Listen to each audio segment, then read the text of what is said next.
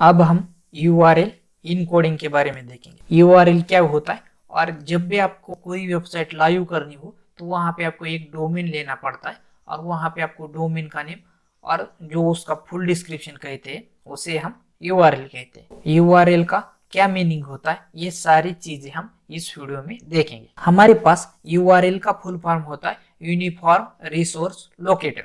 तो ये हमारा URL का फुल फॉर्म होता है, और यहाँ पे आपका जो URL है वो आपके वर्ड्स को कंपोज कर देता है। तो यहाँ पे देखिए, मैंने एग्जांपल के तौर पर यहाँ पे लिया है कि techudomate.com। तो मेरा यहाँ पे techudomate ये डोमेन नेम हुआ। .com ये मैं यहाँ पे एक्सटेंशन ले रहा हूँ कि मुझे डॉट के आगे क्या चाहिए। कोई .com लेता है, कोई .in लेता है, कोई ऑर्गेनाइजेशन हो तो .org करता है, तो इस तरह से।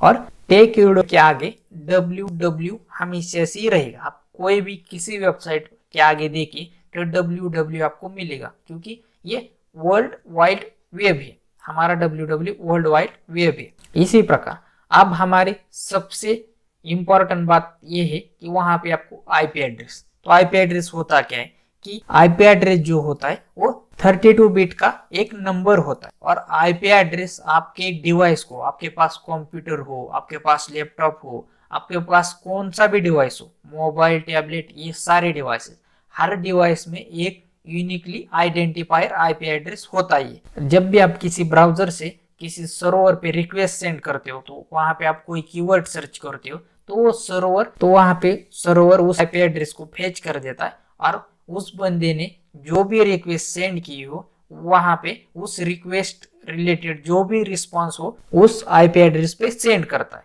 और हम जब भी कोई गूगल पे कीवर्ड सर्च करते हो तो गूगल का जो सर्च इंजन है वो भी इसी प्रकार वर्क करता है कि वो हमारे आईपी एड्रेस को लेता है, और जो हमारा आंसर है उसे हम रिस्पांस कहते हैं, तो वो आंसर हमारे आईपी एड्रेस पे आ जाता है। तो आईपी एड्रेस वो जो है वो यूनिक होता है। हमारा जो आईपी एड्रेस है वो किसी और डिवाइस में नहीं होगा, तो आईपी एड्रेस यूनिक होता है।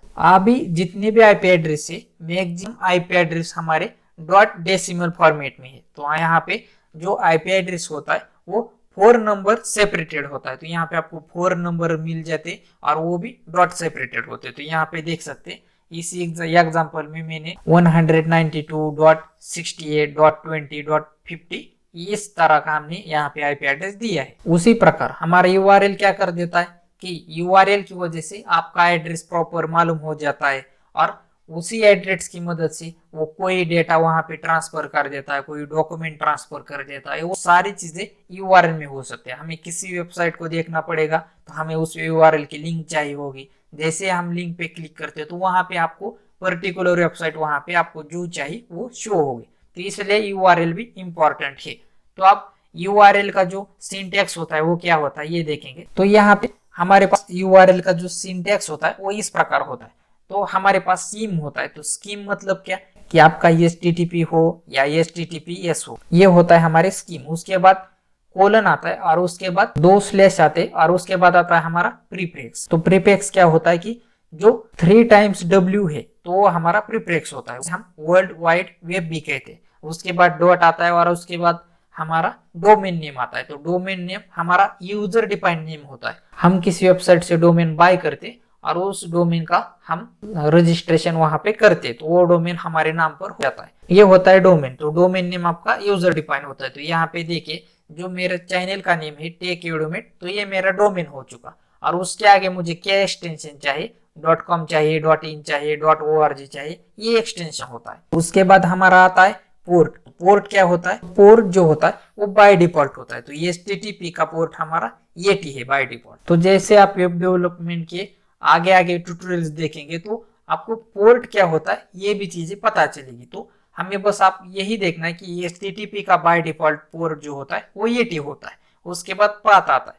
तो पाथ हमने पहले भी देखा था कि पाथ बहुत इंपॉर्टेंट होता है। किसी भी वेब पेज का हो या किसी इमेज का हो, किसी डॉक्यूमेंट का हो, किसी ऑडियो का हो, वीडियो का हो, ये सारी चीजें आप इंटरनेट पे जितने भी सारे पेजेस देख रहे हो ये एक दूसरे को लिंक किए गए हो। लिंक मतलब वहां पे उनका पाथ दिया जाता है। तो उसी वजह से हमको एक ही पेज पर हमें मल्टीपल पेजेस देखने मिलते हैं। ये हुआ हमारा पाथ। तो यहाँ पे आपकी रूट डायरेक्टरी देनी पड़ती है। जब भी आप कोई वेबसाइट लाइव करते हो तो वहां पे आपको रूट डायरेक्टरी देनी पड़ती है। तो उसी तरह से हमारे पास और एक आता है फाइल नेम। तो फाइल नेम क्या होता है, उस फाइल में आपने सारी चीजें डिफाइन की होती है। यहाँ पे मैंने लिखा है define the name of a document और रिसोर्स। तो रिसोर्स मतलब क्या, जितना भी हमने रिसोर्स बनाया वो सारे रिसोर्स हमारे एक ही फाइल के अंदर है और उन्हें हमने वहां पे डिफाइन कर दिया। तो ये हमारा प्रॉपर फॉर्मेट होता है यूआरएल का। अब हम स्कीम क्या होती है ये देखेंगे। हमारे पास सेवरल टाइप्स ऑफ स्कीम है।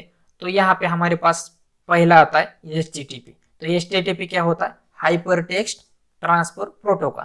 तो HTTP प्रोटोकॉल है, ये कॉमन यूज प्रोटोकॉल है और ये प्रोटोकॉल इनक्रिप्टेड नहीं होता। इनक्रिप्टेड मतलब क्या, कि ये प्रोटोकॉल सिक्योर नहीं है। ऐसा नहीं कि HTTP आपका कभी भी सिक्योर नहीं, लेकिन जब आप कोई सेंसिटिव वेबसाइट बनाते हो तो वहां पे आपको HTTP नहीं लगाना चाहिए। तो वहां पे आपको HTTPS लगाना चाहिए। तो HTTPS क्या होता है, सिक्योर हाइपरटेक्स्ट ट्रांसफर प्रोटोकॉल।